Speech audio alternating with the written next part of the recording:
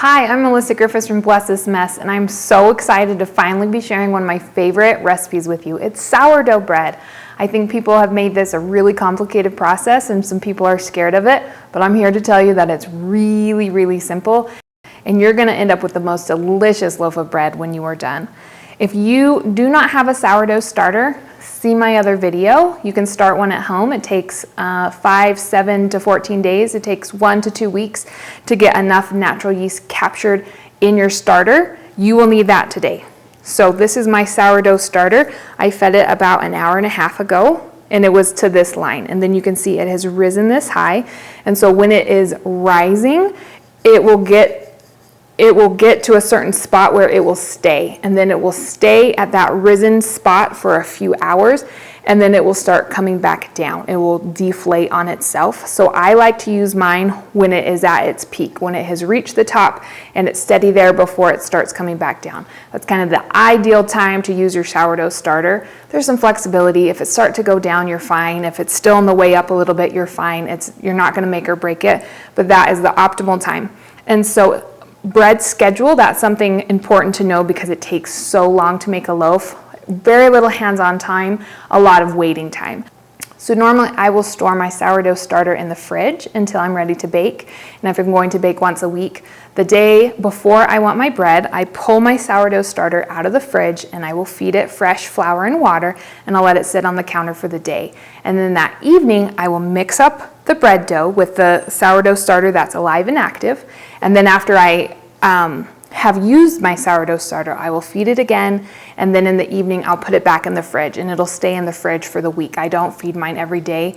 I only feed it as often as I'm making bread, or if I'm not baking, I will feed it once a week, generally on Sundays, and keep it in the fridge the rest of the time. So the morning before you want your bread, you're gonna pull out your starter and feed it, and then that night you're gonna mix up your bread dough and it will rest all night long. And then the day of baking, you'll prepare your loaf, it'll rest again and rise a second time, you'll bake it, and then that evening or that afternoon you'll have hot fresh bread. Now we're going to make our bread. You are going to start with 50 grams of bubbly active starter, and if you don't have a scale, that's fine. The show notes or the notes below this will have what you need for cups and other measurements like that, if you're not weighing it. So this, I would just feed it. I normally do about 50 grams of water, 50 grams of flour, and I would set it aside for a few hours and then put it back in the fridge. And then I do 350 grams of water. This is just room temperature tap water.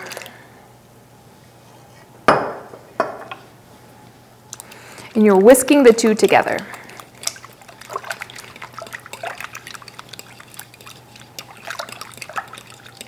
So that'll incorporate all the sourdough live yeast or wild yeast into your bread a little bit better when you mix it into the flour. Okay, now to add our flour. We're gonna add 500 grams of flour. And I like to use all-purpose or bread flour. You can also use an assortment of whole grains. I like to keep it about 1/3 whole grains and 2/3 white or all-purpose or bread flour. Then on top of that, we're going to add 10 grams of salt. Then you can take it off the scale, and I'm just going to mix it with that same fork that I combined the starter with the water. What's nice about this is there's no kneading. All that gluten development happens over time instead of because of kneading.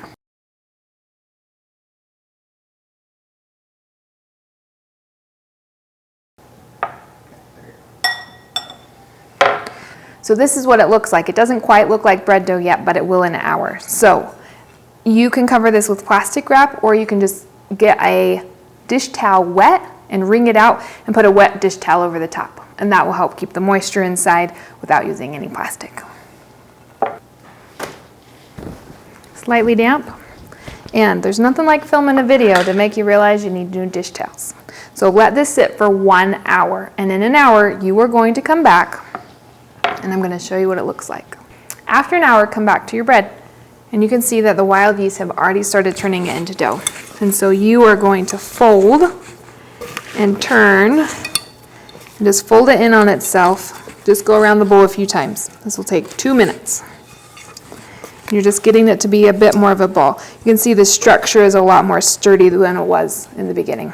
So after you fold and turn a few times, cover it again with your wet towel. And now it's ready to rest overnight. Or if you did that early in the morning, it could rest all day long. So then let it rest for 8 to 12 hours. After 8 to 12 hours of letting your dough rest, you're gonna come and lightly flour your countertop. Doesn't need a lot, and flour your hands. And the dough will have risen, about to double in size. So pull it out. Now you're gonna shape it. So I just fold it in on itself a little bit so that the flour part is up.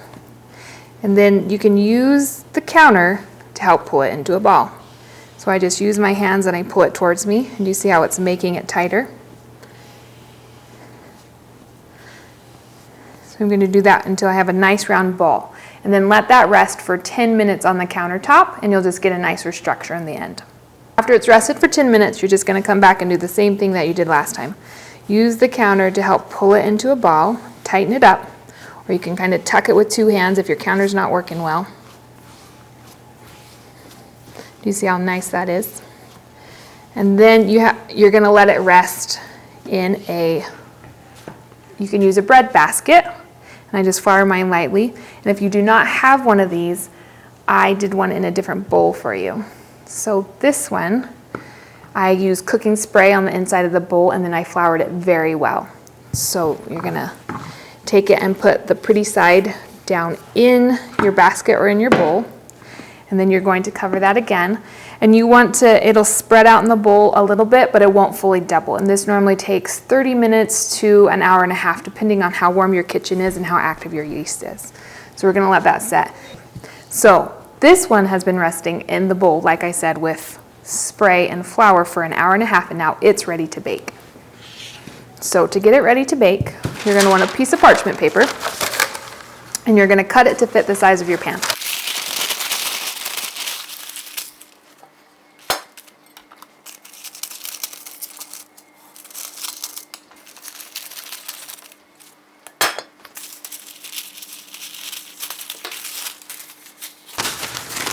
Okay.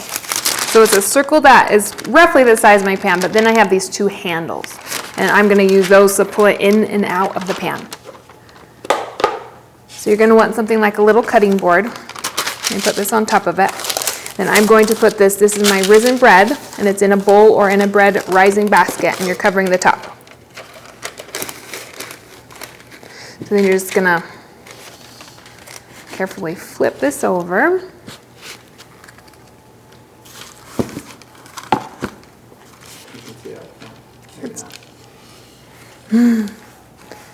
So there's my risen bread that's ready to be baked. Sometimes people like to have a little bit of extra flour on it. Mine absorbed all of it because then it shows your design a little better. So if you want to dust it with flour, you can. You don't need to. And then you're going to use a serrated knife or a razor blade to cut a design in the top. So this is a razor blade on a stick. It's called a lame. Inexpensive on Amazon. Most basic design you can do is a slit down the middle, and this allows, they call it the gluten cloak. So this will allow the bread to rise and expand nicely. Other common designs are pluses, and that's what I'm going to do today. And you can get really fancy with sourdough. So this is one of the fun things, and a lot of bakers will have a signature mark, and that's how you know it's their bread. I like to do slits with little slits next to them. I think they're called wheat stalks. Little fun things you can get into. So this one I'm just going to cut in an X.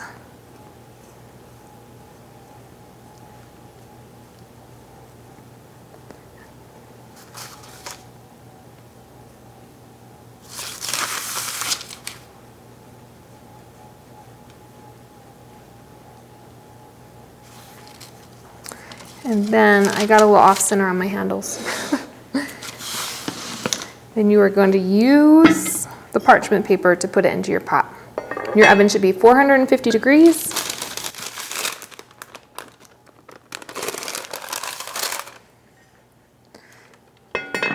Bake it with the lid on at 450 degrees for 30 minutes.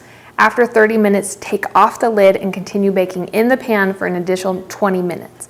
And at that time, it'll be done and ready to go. So I'm gonna put this in. When your bread is done baking, take it out of the pan and let it cool on a wire rack. I let it cool for about an hour before slicing. It helps the crumb or the texture to set.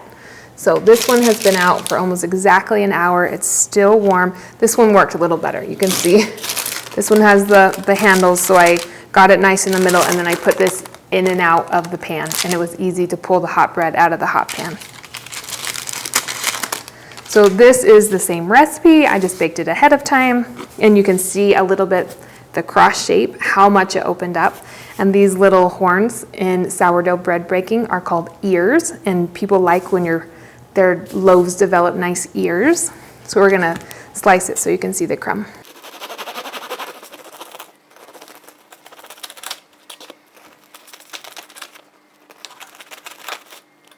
So this has a nice tight crumb. It'll be really mild in flavor. This is one of our favorite breads to eat. And a little tip, if you're cutting it, I like to cut it in half, and then I will slice it like this, and it's just a little bit easier to manage. So this is our sourdough loaf. It's mild, it's delicious. If you want more tips and tricks on how to make it more sour or less sour, I will include that information too.